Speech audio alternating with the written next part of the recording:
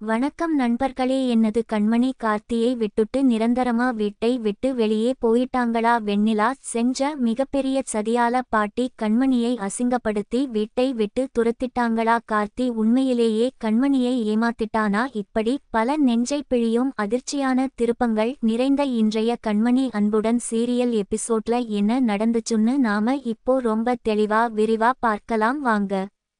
இன்றைய எபிசோட் ஆரம்பத்துலயே பார்த்தீங்கன்னா நம்ம பாட்டி ரொம்பவே கோபமாவும் அதே சமயம் ஒரு முடிவோடும் ஹால்ல உட்கார்ந்து இருக்காங்க. கூடவே நம்ம வில்லியான வெண்ணிலாவும் ரொம்ப திமிரா உட்கார்ந்து இருக்கா. அங்க நம்ம ஹீரோ கார்த்தி ரொம்பவே விரக்தியாவும் குழப்பமாவும் நிக்கிறாரு. நம்ம கண்மணி என்ன நடக்க போகுதுன்னு தெரியாம ரொம்பவே வருத்தத்தோடவும் ஒருவித பயத்தோடவும் நிக்கிறாங்க. அப்போ பாட்டி எல்லாரையும் கூப்பிடுறாங்க. பவித்ராவும் அவங்க கணவரும் உள்ள வராங்க. பாட்டி அவங்கள பார்த்து நீங்க வரலனா என்ன, நான் உங்களை மறக்கவே இல்லையேன்னு சொல்லிட்டு பவித்ரா மாசமா இருக்கிற விஷயத்தை சொல்லி குடும்பத்துக்கு வாரிசு வரப்போகுதுன்னு ரொம்பவே சந்தோஷப்படுறாங்க.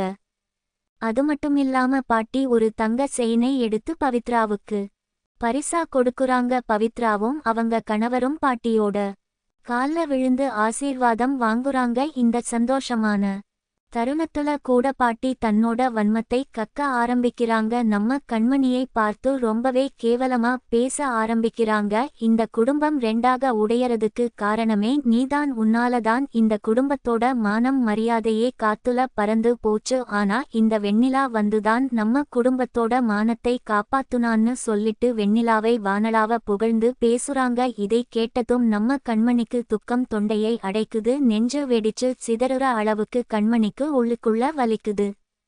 இவ்வளவு நாள் தன் குடும்பத்துக்காக தன் புருஷனுக்காக எத்தனையோ தியாகங்களை செஞ்ச கண்மணியை பார்த்து பாட்டி இப்படி அபாண்டமா பழி சுமத்துனதும் கண்மணியால தன்னோட கோபத்தை கட்டுப்படுத்தவே முடியல. இதுவரைக்கும் ரொம்ப அமைதியா சாந்தமா இருந்த நம்ம கண்மணி இன்னைக்கு ஒரு எரிமலை மாதிரி வெடிச்சிட்டாங்க. பாட்டியை பார்த்து நேரடியா பல கேள்விகளை கேட்க ஆரம்பிச்சிட்டாங்க. நீங்க பெரியவங்கன்னு இதுவரைக்கும் நான் ரொம்ப மரியாதையா அமைதியா இருந்தேன். ஆனா என் குணத்தை பத்தியும் என் நடத்தையை பத்தியும் தப்பா பேசுறதுக்கு உங்களுக்கு எந்த உரிமையும் கிடையாதுன்னு கண்மணி சிங்கம் மாதிரி கர்ஜிக்கிறாங்க. அவங்களோட முகத்துல கோபமும் வலியும் கொழுந்துவிட்டு எரியுது. அதுக்கப்புறம் கண்மணி அந்த வெண்ணிலாவை பார்த்து கேட்கிற கேள்விகள் ஒவ்வொன்னும் சவுக்கடி மாதிரி இருக்கு. வெண்ணிலாவுக்கு என்ன தகுதி இருக்கு? அவளை பத்தி நீங்க இவ்வளவு பெருமையா பேசுறீங்க? பணம் ஒண்ணுதான் அவளுக்கு முக்கியம். பணத்துக்காக அடுத்தவன் புருஷன் பின்னால சுத்துற ஒரு பொம்பளைய போய் குடும்ப மானத்தை காப்பாத்துறவன்னு சொல்றீங்களே, உங்களுக்கு கொஞ்சம் கூட நியாயமே படலையான்னு கண்மணி பாட்டியை பார்த்து கேட்கிறப்போ அங்க இருக்கிற எல்லாருமே அதிர்ச்சியில உறைந்து போயிட்டாங்க. ஒரு நல்ல குடும்பத்துல பிறந்த பொண்ணு இப்படி செய்வாளா? கார்த்தி என் புருஷன்னு தெரிஞ்சும் அவன் கூட ஒட்டிக்கிட்டு திரியுற அவளை பத்தி எனக்கு நல்லாவே தெரியும். நான் மட்டும் அன்னைக்கு ஹோட்டல்ல கார்த்தி என் கணவர்தான் அப்படின்னு உண்மையை சொல்லி இருந்தா இந்த வெண்ணிலாவோட சாயம் அன்னைக்கே வெளுத்திருக்கும். ஆனா என் குடும்ப மானம் போயிடக்கூடாதுன்னு நான் தான் அமைதியா இருந்தேன். ஆனா அதை என் பலவீனம்னு நினைச்சுக்கிட்டு இப்போ எல்லாரும் என் தலையிலேயே ஏறி மிதிக்கிறீங்கன்னு கண்மணி கண்ணீர் மல்க தன்னோட வலியை கொட்டி தீர்க்கிறாங்க.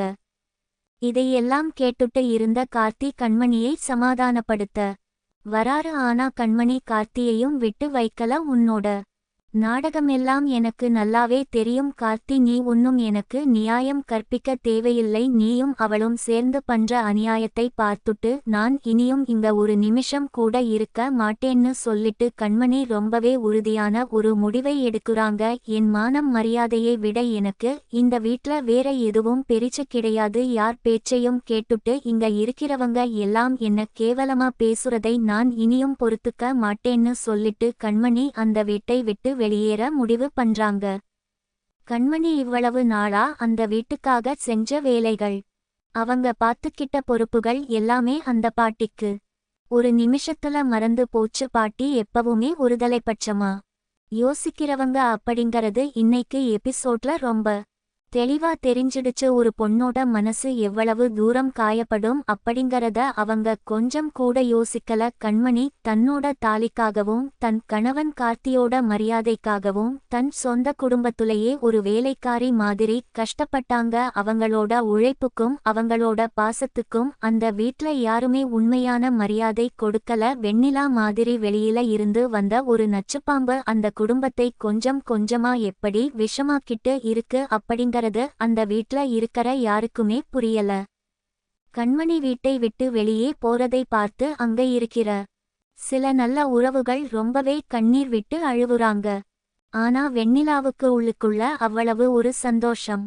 அவளோட சதி திட்டம் நிறைவேறிடுச்சுன்னு அவ மனசுக்குள்ளேயே அகங்காரமா சிரிச்சுக்கிறா. கண்மணி நேரா அவங்களுக்கு ஆதரவா இருக்குற உறவுகள் தங்கி இருக்குற வேற ஒரு வீட்டுக்கு போறாங்க. அங்க போனதும் கண்மணி தன்னோட வலியை தாங்க முடியாம கதறி அழுவுறாங்க. இவ்வளவு நாள் மனசுக்குள்ள அடக்கி வச்சிருந்த அத்தனை வேதனையும் கண்ணீரா கொட்டுது. அவங்க அழுவுறதை பார்த்து அங்க இருக்கிறவங்களும் சேர்ந்து தேம்பி தேம்பி அழுவுறாங்க. ஆனா கண்மணி உடனே தன்னோட கண்ணீரை துடைச்சிக்கிட்டு இனிமேல் நான் யாருக்காகவும் அழமாட்டேன், அந்த வீட்டுக்கு நான் இனிமேல் திரும்ப போகவே மாட்டேன்னு ரொம்பவே உறுதியா சொல்றாங்க. அவங்களோட அந்த வைராக்கியத்தை பார்த்து அங்க இருக்கிறவங்க எல்லாருமே ஆச்சரியப்படுறாங்க.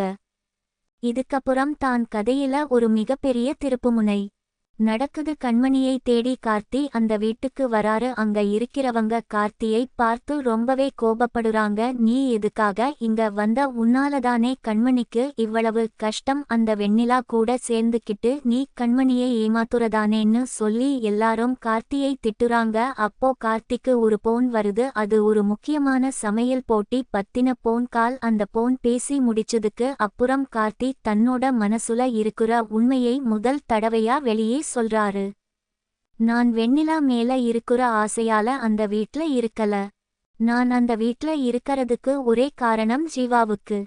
நான் பட்ட கடன்தான். அந்த கடனை அடைக்கிற வரைக்கும் தான் நான் அங்க இருப்பேன். எவ்வளவு சீக்கிரம் முடியுமோ அவ்வளவு சீக்கிரம் அந்த கடனை அடைச்சிட்டு நான் அந்த வீட்டை விட்டு நிரந்தரமா வெளியே வந்துருவேன். எனக்கு யாருடைய தயவும் தேவையில்லைன்னு கார்த்தி ரொம்பவே ஆவேசமா விரக்தியோட சொல்றாரு. இதை உள்ளே இருந்து கேட்டுட்டு இருக்கிற கண்மணிக்கு அப்போதான் கார்த்தியோட உண்மையான நிலைமை புரிய வருது. கார்த்தி எவ்வளவு பெரிய தர்மசங்கடத்துல மாட்டிக்கிட்டு தவிக்கிறாருன்னு நினைச்ச கண்மணி மனசுக்குள்ள ரொம்பவே வருத்தப்படுறாங்க. இந்த உண்மையை கேட்டதுக்கு அப்புறம் கண்மணியோட மனசுல கார்த்தி மேல இருந்த கோபம் கொஞ்சம் குறையுது. ஆனா அதே சமயம் கார்த்தி பட்ட கஷ்டத்தை நினைச்சு அவங்க கண்கள்ல கண்ணீர் வருது. ஒரு கணவனா கார்த்தி கண்மணிக்கு செய்ய வேண்டிய இந்த கடமையையும் சரியா செய்யல அப்படிங்கறதுதான் நிதர்சனமான உண்மை. ஆனா அவர் ஒரு பெரிய சதி வலையில மாட்டி இருக்கார் அப்படிங்கிற உண்மையை கண்மணி இப்போ முழுசா உணர்ந்துட்டாங்க. கார்த்தி அந்த கடனை அடைக்கிறதுக்காக தான் இப்படி ஒரு சமையல் போட்டியில கலந்துக்க போறாரா? அந்த போட்டியில கார்த்தி ஜெயிக்கணும்னா கண்டிப்பா அதுக்கு கண்மணியோட உதவி தேவைப்படுமே. அப்போ கண்மணி கார்த்திக்காக அந்த போட்டியில கலந்துப்பாங்களா அப்படின்ற மிகப்பெரிய எதிர்பார்ப்போட இன்றைய எபிசோட் ரொம்பவே விறுவிறுப்பா முடிஞ்சிருக்கு.